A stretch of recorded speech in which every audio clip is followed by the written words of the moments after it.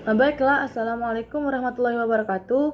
Perkenalkan, nama saya Tri Wulandari dengan NIM 2311129. Baiklah, di sini saya akan membuat video tugas UAS dengan mata kuliah Orientasi Baru Inovasi Pembelajaran PAI. Dengan soal yang pertama yaitu analisis inovasi dalam kurikulum.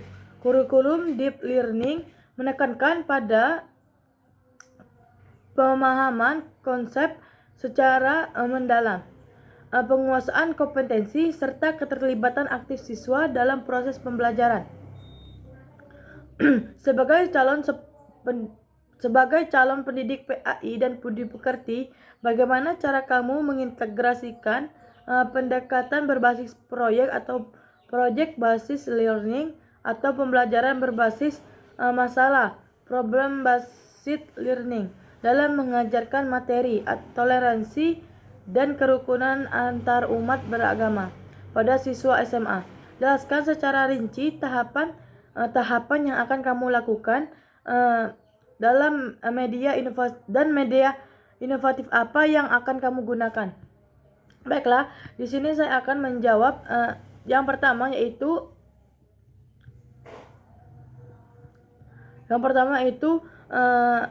analisis inovasi dalam kurikulum integrasi project based learning atau problem based learning dalam materi toleransi dan kerukunan antar umat. Kita itu sebagai calon pendidik PAI dan budi pekerti, kita itu dituntut untuk mampu menciptakan pembelajaran yang tidak hanya menyampaikan materi saja secara teoritis, tetapi kita itu juga menyentuh dimensi efektif dan keterampilan sosial siswa. Nah, materi toleransi dan kerukunan antar umat beragama ini sangat tepat jika disampaikan melalui pendekatan project based learning atau problem based learning. Dikarenakan kita itu dapat melatih empati, kolaborasi, dan sikap menghargai perbedaan. Nah, adapun tahapan pelaksanaannya itu yang pertama itu tahap pertama kita itu membuat pertanyaan mendasar atau essential question. Nah, contoh seperti mengapa penting menjaga toleransi antar umat beragama di Indonesia yang menjemuk. Nah, guru itu mengaitkan dengan realitas sosial seperti konflik berlatar belakang agama. Tahap kedua itu kita itu merencanakan proyek. Nah, siswa itu dibagi dalam kelompok lintas minat untuk membuat kampanye toleransi digital, misalnya video pendek atau podcast. Nah, guru itu juga memberikan panduan berbasis nilai-nilai Islam tentang toleransi seperti Quran surat Al-Hujurat ayat 13 dan hadis Nabi tentang menghormati tetangga yang non-muslim. Nah, tahap ketiga itu penyelidikan dan riset. Nah, siswa itu mencari kasus nyata tentang intoleransi dan kerukunan, lalu menganalisis penyebab dan solusi berdasarkan ajaran Islam. Nah, sumbernya itu kita itu harus melakukan observasi. Sumbernya itu observasi, wawancara tokoh, agama, dan berita. Nah, lalu tahap yang keempat yaitu kreasi produk. Nah, siswa itu membuat video kampanye atau pamflet digital atau infografis tentang pentingnya toleransi dan kerukunan itu berdasarkan nilai-nilai Islam. Yang kelima, tahap kelima itu presentasi dan refleksi. Nah, kita itu mempresentasikan produk itu dipresentasi. Nah, yang kelima itu tahap presentasi dan refleksi. Nah, produk itu dipresentasikan di kelas atau di platform sekolah. Nah, refleksi individu dan kelompok tentang pembelajaran dan pengamalan sosial yang diperoleh.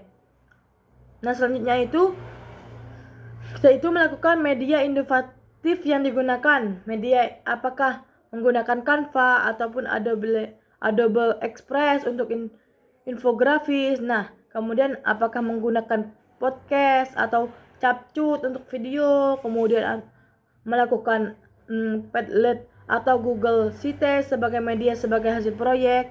Nah, kemudian kita itu melakukan media QR atau kode digital well untuk menyebarkan hasil karya itu antar kelas. Nah, adapun kelebihan inovasi ini yaitu yang pertama meningkatkan social emotional learning. Yang kedua itu membentuk kebiasaan berpikir kritis dan empati.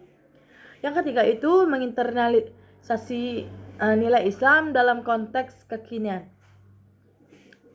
Nah, selanjutnya saya akan menjawab pertanyaan soal kedua dengan soal inovasi budi pekerti di era digital. Fenomena cyberbullying dan penyebaran konten negatif semakin marak di kalangan remaja. Bagaimana inovasi pembelajaran budi pekerti dapat berperan aktif dalam membekali siswa dengan etika digital yang kuat berdasarkan nilai-nilai Islam. Nah, jelaskan strategi apa yang bisa kamu terapkan untuk membentuk karakter siswa agar bijak dalam berinteraksi di dunia maya. Nah, baiklah, di sini saya akan menjawab pertanyaan yang kedua. Nah, model pembelajaran atau problem based learning. Baiklah, saya akan menjawab soal pertanyaan kedua. Inovasi budi pekerti di era digital ini membangun etika digital siswa. Nah, kita itu melakukan identifikasi masalah remaja saat ini sering terpapar pada cyberbullying, hoax, ujaran kebencian, dan pornografi digital. Hal ini berbahaya karena membentuk karakter yang menyimpang dari nilai moral Islam seperti ghibah, fitnah, dan namimah. Nah, adapun solusinya itu inovasi pembelajaran budi pekerti berbasis etika digital Islam. Strategi pembelajarannya itu digital akhlak campaign. Nah, yang pertama itu integrasi nilai Islam. Nah, kita itu harus mengangkat ayat dan hadis terkait akhlak digital. Misalnya Quran surat Al-Hujurat ayat 12. Larangan berprasangka dan menggunjing. Nah, hadis ini yang berarti barang siapa yang beriman kepada Allah dan hari akhir hendaklah berkata baik atau diam. Hadis riwayat Bukhari dan Muslim. Yang kedua itu model pembelajaran problem based learning. Nah, siswa diberikan studi kasus seseorang siswa menjadi korban perundung di media sosial karena berbeda keyakinan. Nah, kemudian siswa itu diminta mencari solusi dan menyusun kode etik digital muslim remaja. Kemudian penerapan live simulation class.